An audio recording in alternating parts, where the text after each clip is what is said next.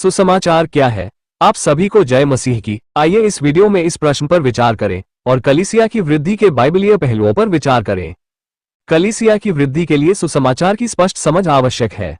जब सुसमाचार को सही तरीके से समझा और प्रचारित किया जाएगा, तभी कलीसिया सच्चे बच्चों या शिष्यों से भरेगा जो कलीसिया की वृद्धि में मदद करेंगे। सुसमाचार का अर्थ है शुभ संदेश या अच्छी खबर, जो हमारे प्रभु यीशु मसीह के जीवन, मृत्यु और पुनरुत्थान में विश्वास करना है, जिसके माध्यम से पवित्र सृष्टिकर्ता परमेश्वर के साथ हमारा मेल मिलाप होता है। कलीसिया में सुसमाचार को विभिन्न संदर्भों में प्रस्तुत किया गया है, लेकिन इसका केंद्रीय संदेश हमेशा समान रहता है। इस सुसमाचार की 4 प्रमुख सच्चाइयां हैं। पहला, परमेश्वर एक धर्मी सृष्टिकर्ता है, उत्पत्ति 1:27। दूसरा, मनुष्य एक निराशाजनक पापी है, रोमियो 3:23। तीसरा, यीशु मसीह ही परमेश्वर तक पहुंचने का एकमात्र मार्ग है, यूहन्ना 14:6। और अंत में चौथा, पवित्र परमेश्वर हमें विश्वास करने और पश्चाताप करने के लिए बुलाते हैं, प्रेरितों के काम 16:31। पहले बिंदु में परमेश्वर ने सब कुछ बनाया है और हम मनुष्य उसके स्वरूप और समानता में बनाए गए हैं, जिससे हमें उसकी प्रतिनिधित्व करने की जिम्मेदारी मिली है। दूसरे बिंदु में मनुष्य ने परमेश्वर के विरुद्ध पाप किया है, जिससे उसकी स्थिति निराशाजनक हो गई है।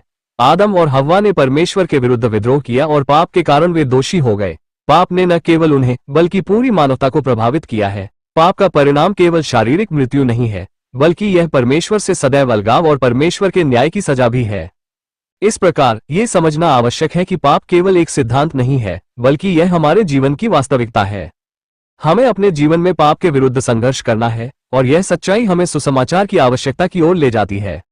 आइए अब हम आगे बढ़ते हैं और सुसमाचार के अन्य पहलुओं पर ध्यान केंद्रित करते हैं।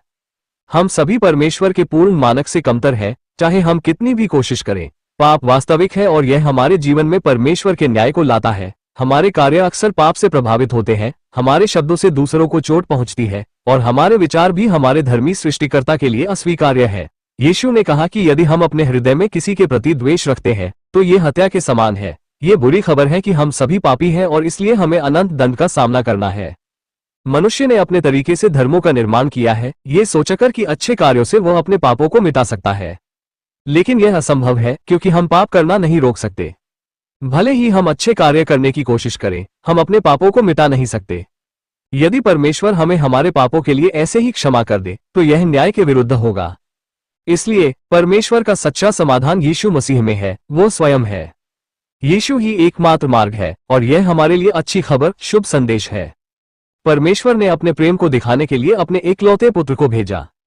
यीशु ने केवल एक महान शिक्षक या चिकित्सक के रूप में कार्य नहीं किया, बल्कि उन्होंने एक निर्दोष जीवन जिया। उन्होंने न केवल पुराने नियम के नियमों का पालन किया, बल्कि स्वयं के आत्मा का भी पालन किया। इसका मतलब यह है कि यीशु ने न केवल बाहरी नियमों का पालन किया, बल्कि आंतरिक रूप से भी सच्चाई और अच्छाई की राह पर चले। उनकी जिंदगी में दोनों, आत्मिक और नैतिक, दोनों पहलू थे। यीशु ने हमारे पापों के लिए एक पूर्ण बलिदान के रूप में कार्य किया, ताकि हमारा जीवित परमेश्वर के साथ मेल हो सके। बपतिस्मा देने वाले यूहन्ना ने कहा, देखो, परमेश्वर का मेमना जो संसार के पापों को उठा ले जाता है। यीशु ने क्रूस पर हमारे पापों का दंड सहा, ताकि हम क्षमा किए जा सके। क्रूस पर परमेश्वर का धर्मी क्रोध निर्दोष पुत्र पर डाला गया, और यह हमारे लिए उद्धार का कारण बन गया। यीशु के पुनरुत्थान ने यह प्रमाणित किया कि वह वास्तव में निर्दोष थे। वो मृत्यु पर विजय प्राप्त कर चुके थे, और इसलिए हम विश्वास कर सकते हैं कि वही मार्ग, सत्य और जीवन है। पिता परमेश्वर के पास जाने का कोई अन्य मार्ग नहीं है। हमें पिता के पास आने के लिए पश्चाताप करना और यीशु पर विश्वास करना होगा। प्रेरितों के काम में जब फिलिप्पी के जेलर ने पूछा कि उसे क्या करना चाहिए, तो पौलुस और सिलास ने उत्तर दिया, प्रभु यीशु पर विश्वास करो और तुम बचाए जाओगे। तो विश्वास ये करना है कि यीशु ने हमारे लिए एक निर्दोष जीवन जिया और हमारे पापों के लिए मरा। हमें केवल इस सत्य पर विश्वास करना है और यीशु पर निर्भर रहना है। विश्वास का अर्थ है केवल बौद्धिक सहमति देना नहीं है, पूरी तरह से यीशु पर भरोसा करना है। यह विश्वास करना है कि यीशु हमारे लिए सब कुछ किए और करते हैं और हमें उनके ऊपर पूरी तरह से निर्भर रहना है।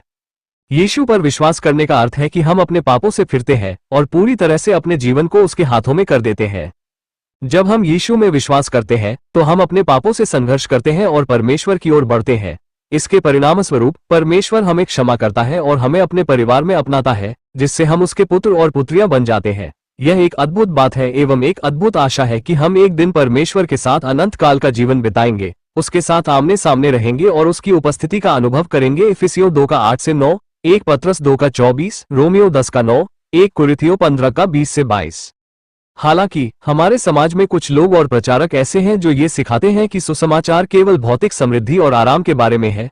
वे पाप, क्षमा की आवश्यकता और परमेश्वर के क्रोध का उल्लेख नहीं करते। वे एक ऐसा यीशु प्रस्तुत करते हैं जो हमारी इच्छाओं को पूरा करने वाला एक जिन्ना है, जबकि सच्चा सुसमाचार हमें पाप से फिरने और यीशु के बलिदान पर विश्वास करने के लिए प्रेरित करता है।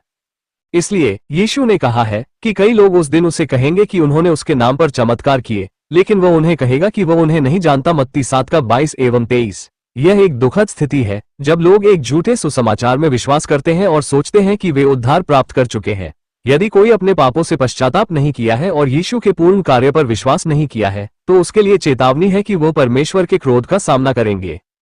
इसलिए हमें यह सुनिश्चित करना चाहिए कि हम सच्चे सुसमाचार का प्रचार करें, जिसमें पाप और परमेश्वर के क्रोध का उल्लेख हो। अतः हमें इन प्रश्नों पर विचार करना चाहिए। क्या हम अपने समुदाय में सच्चाई को स्पष्टता से सिखा रहे हैं? क्या हम लोगों को ये दिखा रहे हैं कि केवल यीशु के जीवन, मृत्यु और पुनरुत्थान में ही जीवन की आशा है?